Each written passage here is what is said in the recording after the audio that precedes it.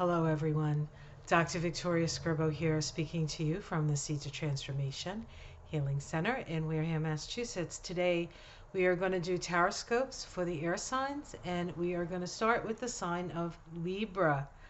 We're going to look at the astrology, of course, and then we're going to do a card reading using the Tarot of the Spirit by Pamela Eakins. But before we get there, let's take a look at what's going on for the month of October for the sign of Libra. Now, of course, Libra, October is the month of Libra, right? We had the sun move into Libra on the 22nd, I believe it was, of October. So that was the fall equinox for us here in the northern climes, or the northern hemisphere, and it was the vernal equinox for those in the southern hemisphere. It is a time of balance between the light and the dark. We have two times in the year when that happens: when the sun moves into Aries and when the sun moves into Libra. So in its nature, it is an energy of balance. Libra is an air sign, and it is a cardinal air sign because it initiates a season. What Libra tends to like to initiate is relationship. So relationship is always a focus of Libra. Now, this can be relationship with others. Generally, Libra relationships are best done between people of the same level, as it were, that they're standing sort of toe to toe and in equal with equals with equal amount of power in the situation. But it is also, Libra is also associated with our relationship to our higher self.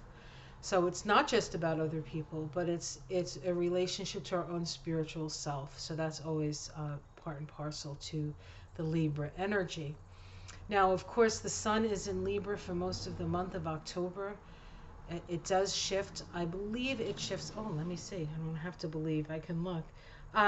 It actually, the sun goes, at least in the eastern part of the U.S. where I live, the sun moves into Scorpio on the 23rd at 11:51 a.m. So just kind of after midnight, just before 1 o'clock in the morning on the 23rd.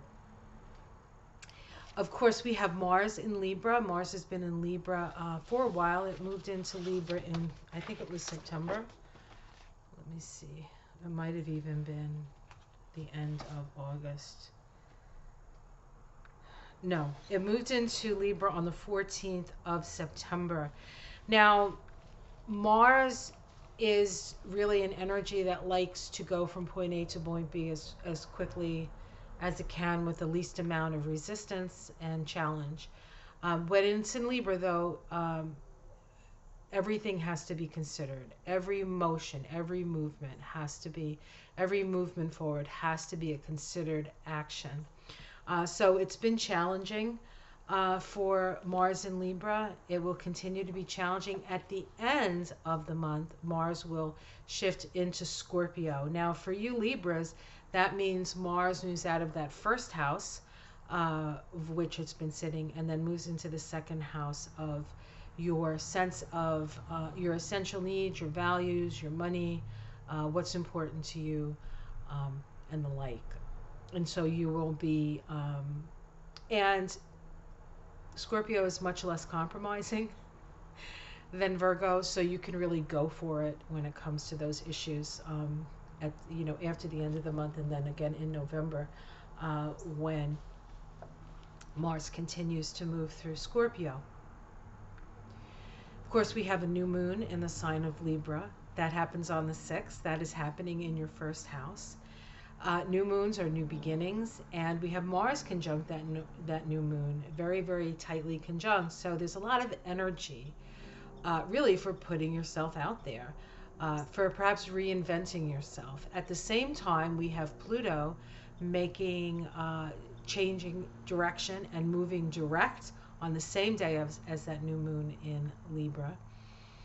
And for you Libras, that is your fourth house. So you have been going through a process since 2008 that is really transforming you at a very deep soul level, as the fourth house is the house of the soul. The fourth house is also the house of the family of origin. One of the issues that Libra can have is they tend to not want to make waves. They want everything to be nicey, or they just don't want the tumultuousness that comes with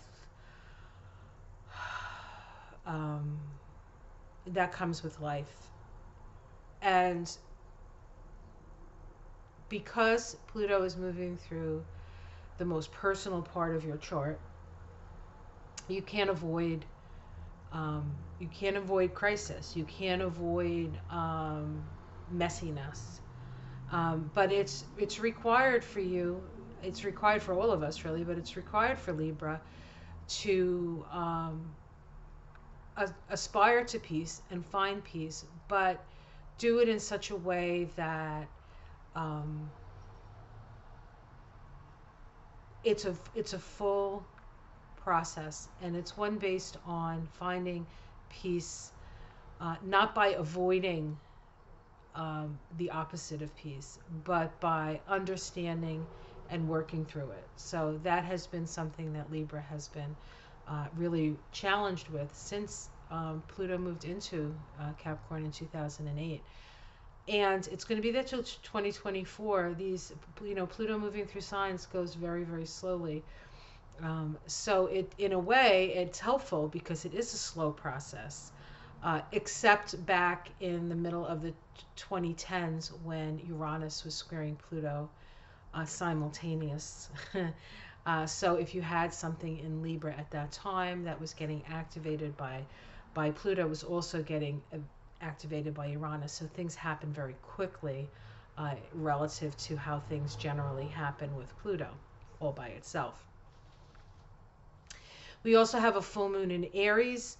That full moon is conjunct Eris, and Mars is still in Libra at that time. So we have the full moon across your I am and your we are, or your others. So self and others axis, first house, seventh house, which of course is all about Libra.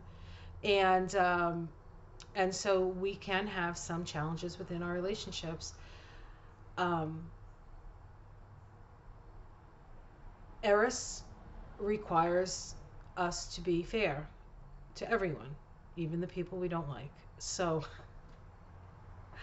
which Libra can do, but it has to come from a place of realness, not facade.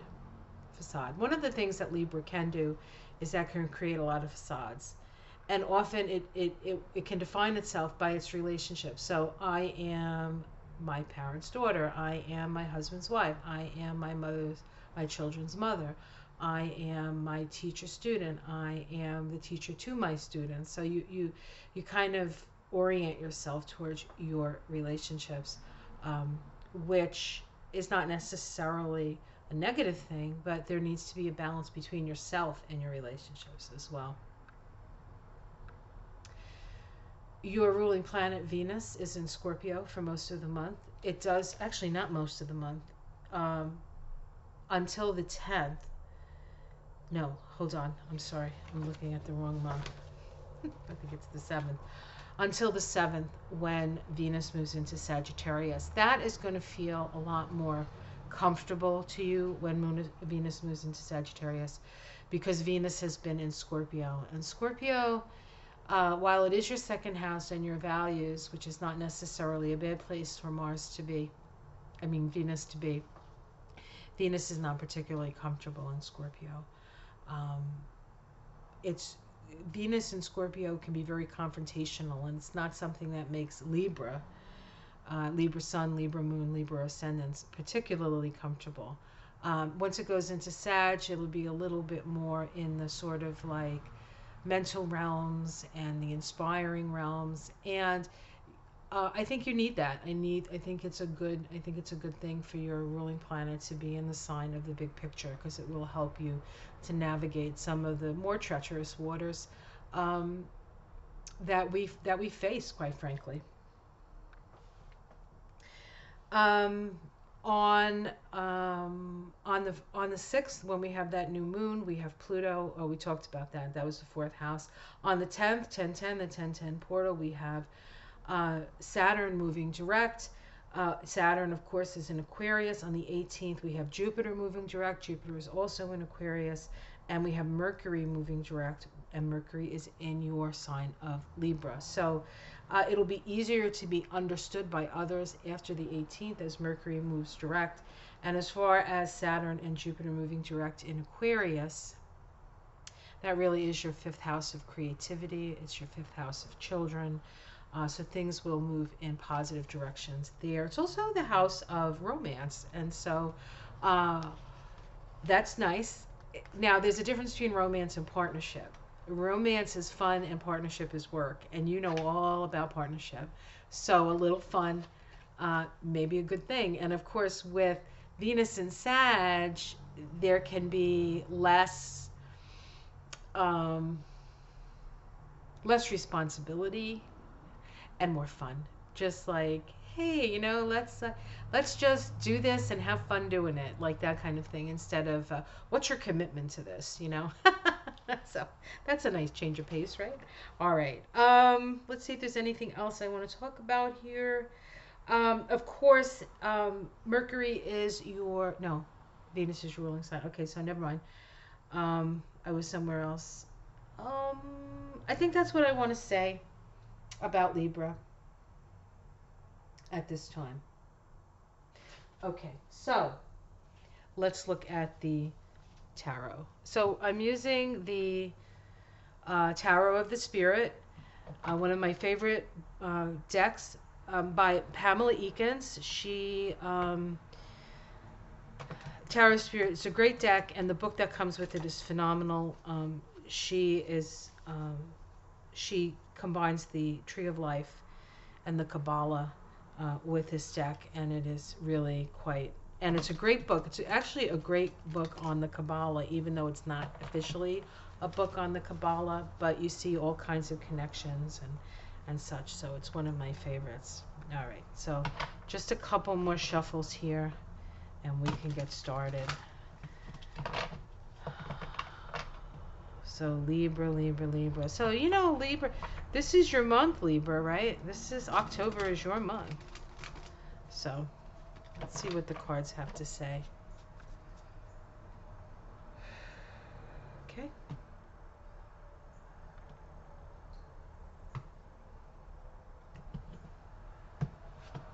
We start with the Strength card. The Strength card. So you are in good stead. You are strong. The Strength card in the Kabbalah, in the Tree of Life, falls on the path between Hesed and Gebura. Hesed is expansion. Gebura is contraction. Hesed is generosity. Gebura is cutting away the extraneous. And there is a balance between cutting away the extraneous and sort of welcoming new things into your life. So it's a balanced place. It's also associated with the throat chakra. So this is about being co-creative with spirit. This card is different from most of the Strength cards that you see. We can see the Kundalini rising here. We can see the serpent here. And this person is the center pillar that the Kundalini rises up. And so this deals with our spiritual understanding, the rising of our Kundalini energy in a balanced way, which of course is what Libra is all about. It's all about balance. And the challenge here is Sister Earth. Sister Earth. This is the Page of Pentacles. So while you are in this very sort of powerful spiritual place, you cannot forget that you need to take care of your needs, your physical needs. sometimes with air signs, you're so much in the mental realms and the higher realms that you forget to eat. So make sure you're eating, and make sure you're eating healthy food. At the root, we have the Nine of Wands. The Nine of Wands is a card of anxiety. And so there is a sense of anxiety. You may be feeling a sense of anxiety. I mean, who isn't feeling a sense of anxiety? But it is a projection. You can see it's called the screen here. It's a projection of things on a screen. It's important to understand that how we outpicture things, how the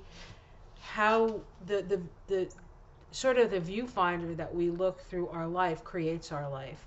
And so if you are concentrating on the disruption and the anxiety and everything's falling apart and all of this, then that is going to be what you create in your life. So it's very important to focus on what it is that you want to create as opposed to what you see around you. What you see around you. Let's see what's in the past. We have the Devil. This is being changed to voluntarily being changed to things that keep you out of the light. This can be relationship. This can be a relationship to money. This can be a relationship where you say, well, I would really like to do this, but I can't afford to do that because then I won't have the lifestyle that I've become used to. I just want to say the lifestyle that we have become used to is changing. It's changing big time. In the sky, we have the Fool. So I kind of like this as a sky card, mainly because this was the root. And the Fool card says you're going in a totally new direction. So there's an opportunity for you to take a leap of faith. And it has to do with faith. Faith that it's different than what is being projected on the screen. Okay? Immediate future, Resurrection. This is the awakening card. This is the Judgment card. So there is an awakening. You are poised and primed for an awakening, folks. You will realize that we are greater than our physical body, and it depends on our connection to spirit. But of course, you had the Strength card as the first card, which says to me that you have access to that energy. You have access to that energy. How it's seen from the outside, the sun, illumination. You're going to see things for what they are. And people are going to see that you're seeing things for what they are, which is important to Libra because Libra really does care about what other people think. In domestic situation, we have the Power Shield here. This is another sort of similar to this energy. This is the Eight of Swords. We can get caught up in our own vision of things, isolated vision of things. We can get caught up in our own mind.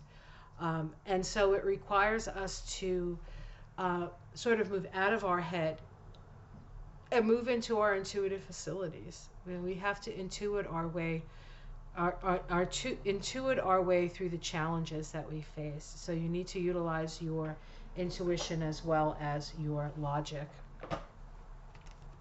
Hopes and Fears, the Sister of Winds. This is the truth seeker. This is the truth being exposed. This is the home run being hit. This is the crack of the bat and the ball goes flying. This is the truth. And you may or may not want to face the truth. It depends on your perspective, right? But the truth is out there. The truth is out there. And then we have the Universe as the card. So this is endings and beginnings. So there's a cycle that is coming to an end and a new beginning for you, which is kind of apropos because you have that new moon in your first house. That's a new beginning. It's a new you. It's a new you. And so you want to let go of the old you, if this happens to be the old you, and you want to step into a whole new thing, right? A whole new thing, wide awake and connected to spirit. Let's see what's underneath it. We have the Ace of Cups. It's called the One of Water here, the open channel. So that's love, unconditional love flowing from spirit. We have the Brother of Wind. This is somebody who comes in and causes disruption. And this is the Karma card. This is actually the Libra card in this deck. And it says, love one another, and even those people who create discord and discomfort and just, even when they're trying to be good, they just mess everything up. Everything will come out. Everything is going to be balanced in the end. So you do not have to worry about that person or that situation necessarily. You need to stay connected to your source. You need to balance your physical with your spiritual and your emotional and your mental. And avoid those things that bring you anxiety. So if you're watching too much news, if you want to know what's going on, and it's, there's a lot of legal stuff that's going to be coming down over the next couple of months, and you can get invested in it. You can watch it, but it's probably best not to be invested in the outcomes of things, because it has more to do with awakening than it does on a certain level with man's justice. It actually has to do with karmic justice, and that will happen. So you don't have to worry about it. All right, guys, I hope you enjoyed that. Like and subscribe. If there's a Libra in your life that you think would benefit from this reading, please share it with them. Otherwise, I will see you again next month for the Taroscopes of November. Take care, everyone. Much love. Love you, Libras. Ciao.